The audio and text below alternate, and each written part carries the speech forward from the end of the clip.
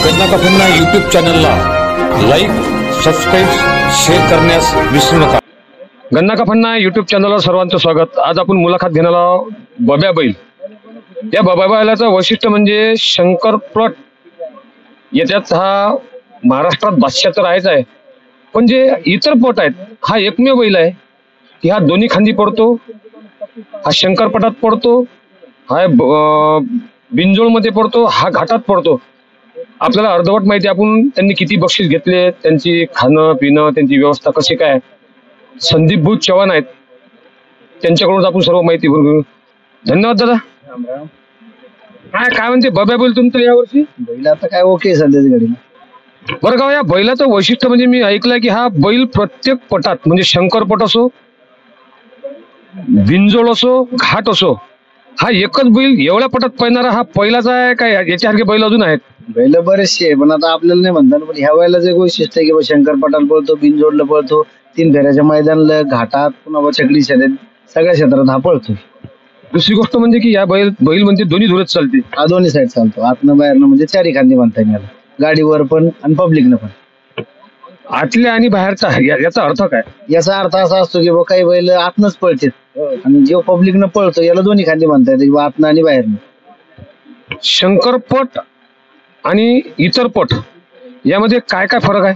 फरकचं काय, आता आपल्या भागातली परंपरा असते की शंकरपट आपल्या भागातला 3 फेऱ्याचं साताऱ्याचं मैदान, त्याच्यानंतर पुण्यातलं 4 बैलाची शर्यत असते, मोकळा घाट म्हणते, तर सगळी शर्यत असते। नाही, पण सेकंद पटात जो बैल चालतोय तो तुम्ही त्याला लावता, बरोबर व्यवस्थित हँडल करता, पण ते जे बैल तुम्ही बिनजोड मध्ये किंवा याच्यात हाकलता तेव्हा त्या झेंडीवर राहते, त्यामध्ये काही असं बैल वेळेवर सुटला पाहिजे किंवा बैल सरस राहिला पाहिजे। इथं 10-15 मिनिटं बैल लावायला लागते, पण तुमचा बैल शांतपणे उभा राहतो। ह्या बैलाच आपल्याकडे कसं, आपल्याकडे बैल कुठल्याही क्षेत्रात पळतो, तिकडे बैल आपल्याकडे क्षेत्रात पळत नाही। म्हणजे शंकरपटातला बैल हा त्या पटात पडतो, तो बैल इथं पटत नाही। हे एक ब्रेकिंग न्यूज आहे। आणि महाराष्ट्रातल्या सेकंद पट जो गाजलेला आहे याचा एक वैशिष्ट्य, आपल्या इथला बैल हा त्यांच्या पटात पडतो, पण त्यांचा बैल आपल्या इथे पटत नाही। याचं मुख्य कारण काय? मुख्य कारण म्हणजे आपल्याकडे बैलांना तळ असतं, पहिल्यापासून शिकवणच तशी असते, त्याच्यामुळे आपल्याकडे बैल कुठल्याही क्षेत्रात पळतो। ज्यांना माहिती नसेल त्यांना तळ म्हणजे काय? तळ म्हणजे बैला बुडातला तडाखा, पहिल्यापासून सवय तशी ना आपल्या बैलाला, की बुडा टाईट निघायची सवय असते। तिकडे बैल कसं आहे की कमी बुडात निघणार, पुढच्या तोंडाला जास्त पाहणार। आतापर्यंत दादा या बैलाने किती बक्षीस घेतलीस तू? बक्षीस आता सलग 5 वर्ष झाली, 1 नंबर मध्येच काम। हा बैल कोणत्या जातीचा आहे? धनगरी खिल्लार। धनगरी खिल्लार आणि म्हैसूर खिल्लार याच्यात काय फरक आहे? फरक आहेच, बराच फरक आहे। म्हैसूरीचं म्हणजे कसं की 1-2 वर्ष पळू शकतो, किंवा एखादा जर लाभला तर 2-4 वर्ष पळू शकतो, पण हे कायमस्वरूपी पळू शकते म्हातारा होईपर्यंत। आम्ही बैल कसे ओळखा की बा हा म्हैसूरी, हा खिल्लार, या दोन जाती आहे ना, बऱ्याच जाती याच्यातल्या। तुम्ही या बैलांना ओळखू शकता का हा खिल्लारी आहे, हा धनगरी आहे? आणि ओळखू शकतो, नाही तर जाती असते ना, याला पण नाव आहे ना असं कसं। तुम्हाला हा शौक कसा काय लागला? शौक आता आजपासून आता 3री पिढी आमची शौकाची।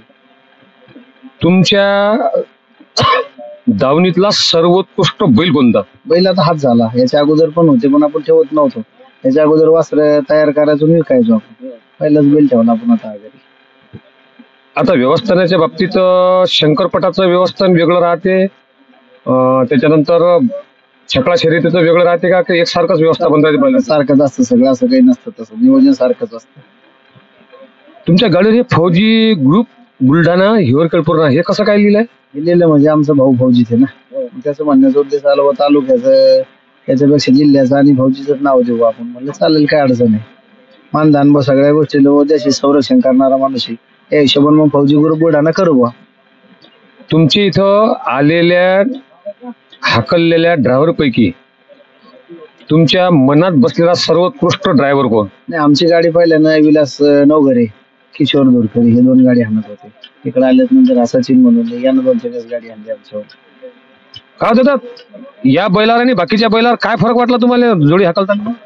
हे बैल असं आहे की हे बैल जसं आता आपण बैल हाणतो, त्याच्यातून हा बैल 2ऱ्या-3ऱ्या फेऱ्याले 100% काम करतो, म्हणजे बक्षीस मिळवतो, असा बैल आहे तो। म्हणजे पहिल्या फेऱ्यात बसत नाही? पहिल्या फेऱ्यातही बसू शकते, पण बैल भेटायला पाहिजे त्याला तसा, त्याच्यावर अवलंबून असते। तुम्हाला किती वर्ष झाले या छकडा या शर्यती? तुम्ही कोणत्या शर्यती हाकलता? आणि मी हेच शर्यती हाणतो। सेकंदची तुम्ही छकडा शर्यतीवर मग ड्रायव्हर दुसरा घेता का? हा सोमा ड्रायव्हर आणि विठ्ठल नाना म्हणून तिकडे भागातले तिकडे विठ्ठल नाना म्हणजे ते मास्तरचे वारले त्याच्या ड्रायव्हर ते. तुमचा सर्वोत्कृष्ट ज्या पट गाजवला असा पट कोणता? पण काय आता बरेच गाजवलेले आतापर्यंत 5 वर्ष झाले सलगच काम, त्याच्यामुळे मग उत्कृष्ट म्हणताच येणार नाही त्याला. तरी एखादं असं हा मस्त जमलं.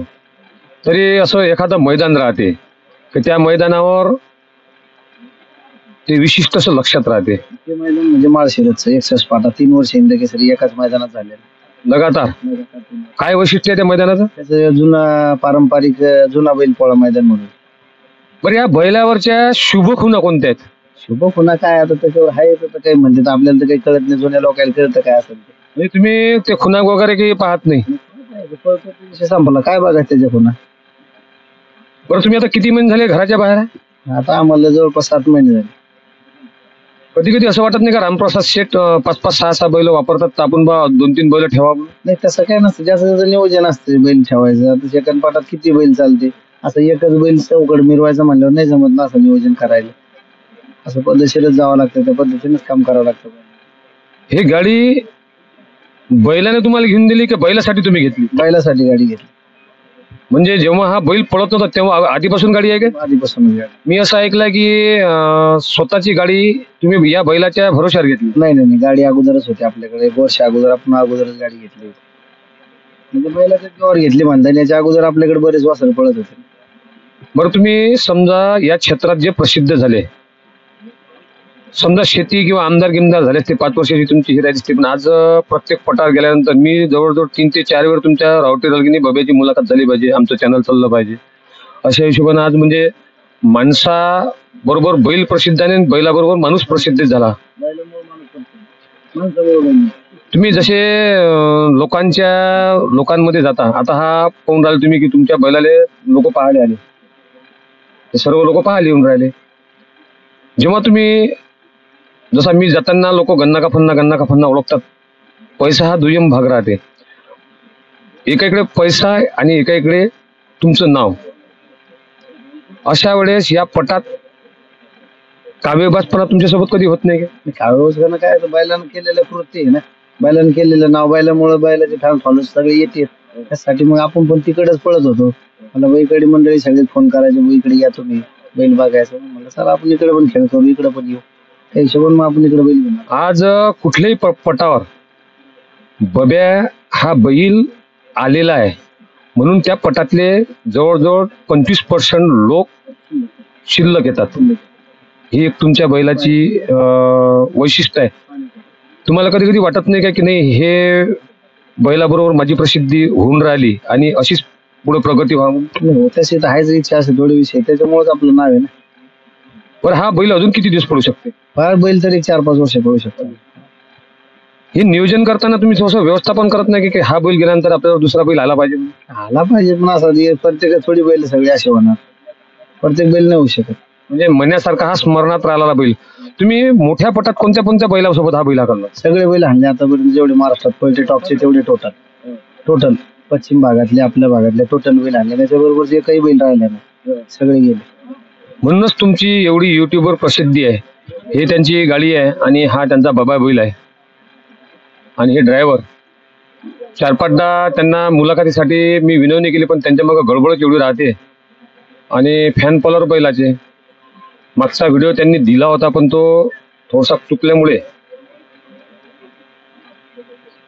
हाय बब्या ज्या बैलाने महाराष्ट्र पूर्ण गाजवला आणि हे त्यांना पाहण्याकरता आलेले लोक.